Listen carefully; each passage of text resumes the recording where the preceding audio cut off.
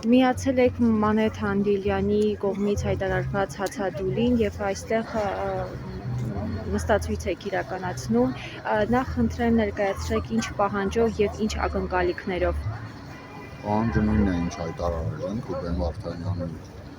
հացադուլից դուրս գալը, պահանջ չէ, դա խնդրանք է, օրդոր է։ Ակնկալիքները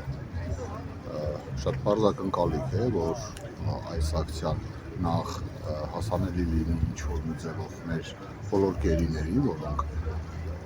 Ալիևյան Բաքվի տարտերում են,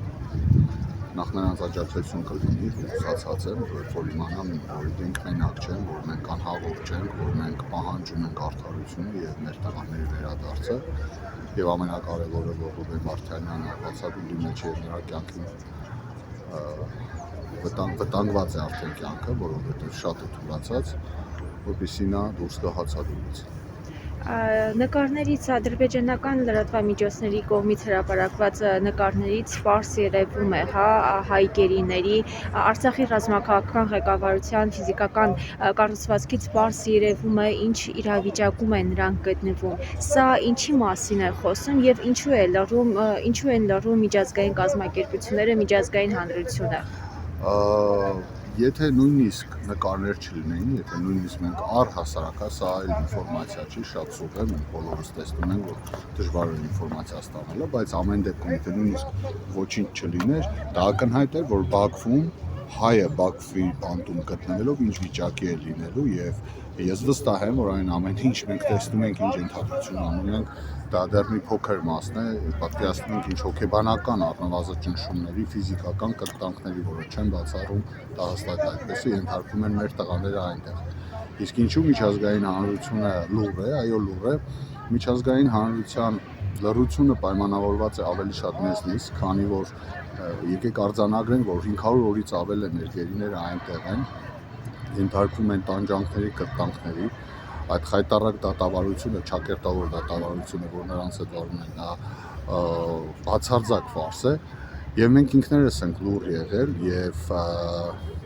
ամենամեծ հասցեատերը դա իշխանությունն է, որովհետեւ մեր իշխանությունները առ այսօր նույնիսկ գործուն քայլեր չեն անում եւ մեր քաղաքական արտաքին քաղաքականության օրակարգի մեջ այս հարցը սուր բարձրացված չէ եւ առաջնային օրակարգում չէ։ Հետեւաբար հանրությունը միջազգային, երբ որ տեսնում է, որ պահանջ չկա, տեսնում է, որ ժողովրդի կողմից պահանջ չկա, ենթադրում է, որ մենք համերաշխ ենք այս ամենի հետ, դրա համար էլ ձայն չեն հանում, դա նորմալ է, ձայն չէին էլ հանելու։ Եթե մենք ինքներս ձայն չանենք, եթե մենք ինքներս չպահանջենք, բնականաբար է օտարը չի պահանջելու եւ ձայն չի հանում։ Իսկ ինչ եք կարծում, ձեր այս խնդրանքը կհասնի Ռուբեն Վարդանյանի, քանի որ նշեմ, որ անգամ փաստաբանների թղթերը կեղծում են, թարգմանությունները կեղծում են, արդյոք ձեր այս խնդրանքը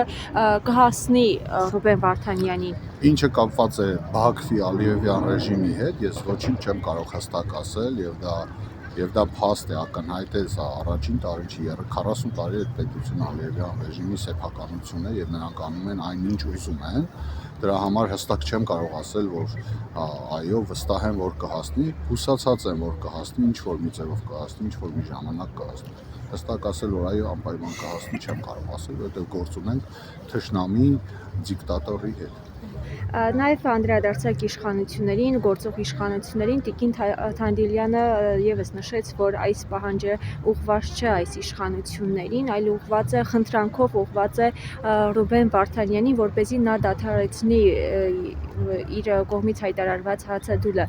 բայց այստեղ կցանկանայի նշեք, արդյոք հացադուլով, նստածույցերով, բողոքի ակցիաներով կարող ենք հայ հանրությունը կարող է ճնշել այս իշխանություններին։ Այս իշխանություններին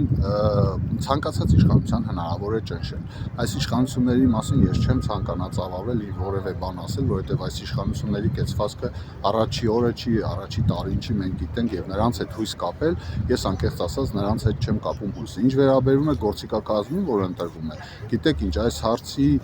ամենակարևոր բաղադրիչը այն է, որ պետք է խոսենք սրա մասին, պետք է բարձրաձայնենք, պետք է պահանջենք, պետք է դիրքորոշում արտահայտենք արտահայտենք եւ ես վստահ եմ, որ ազգային, չասեմ պետական, որովհետեւ պետական դիրքորոշումը չկա իշխանությունների կողմից, բայց ազգային դիրքորոշումը, երբ որ մենք ավելի բարձր հայտնենք, ես վստահ եմ, որ դա ուշադրության է արժանանալու եւ ունենալու է իր արդյունքները։ Իհարկե ծանր, իհարկե դժվար ճանապարհ է, բայց մենք չունենք այլ գործիքակազմ, եթե մեկը ունի, ես ուրախ կլինեմ, խնդրեմ թող, չգիտեմ, օգտագործեն, հա, բոլոր հնարավոր միջոցները։ Իշխանությունների հետ կապված հույս չկա եւ այո, նրանց չէ հասցեագրված այս ամեն ինչը։ Հասցեագրված է առաջին հերթին մեր տղաներին, որոնք գտնվում են Բաքվի բանկում, որ ինչ որ պահի կհասնի նրանք կիմանան, որ իրենք մենակ չեն։ Իրենք պետք են մեզ, պետք են առողջ, պետք են մեր հայրենիքում։ Եվ երկրորդը շատ ավելի կարևոր ուղղված է մեր հանրությանը, մեր ազգին ամբողջ, որ այստեղ հայրենիքում, Սփյուռքում, որ սա այն հարցն է, որ չգիտեմ, կարծում եմ, մի հայ չպետք է լինի, որ ունենա այլակարծություն եւ բոլորս միասին պետք է աշխատենք, պետք է չարչարվենք մեր տղաների հետ վերադարձնելու համար։ Շնորհակալ եմ։ Ես եմ շնորհակալ։ Հայք Նյուզ լրատվականի հարգելի հեռուստադիտողներ, հիշեցնենք, որ արդեն օրեր շարունակ ապրելու երկիր կուսակցության հիմնադիր Մանեթ Հանդիլյանն է հացադուլ հայտարարել եւ նրան են նստածույցով միացել մի շարք քաղաքացիներ։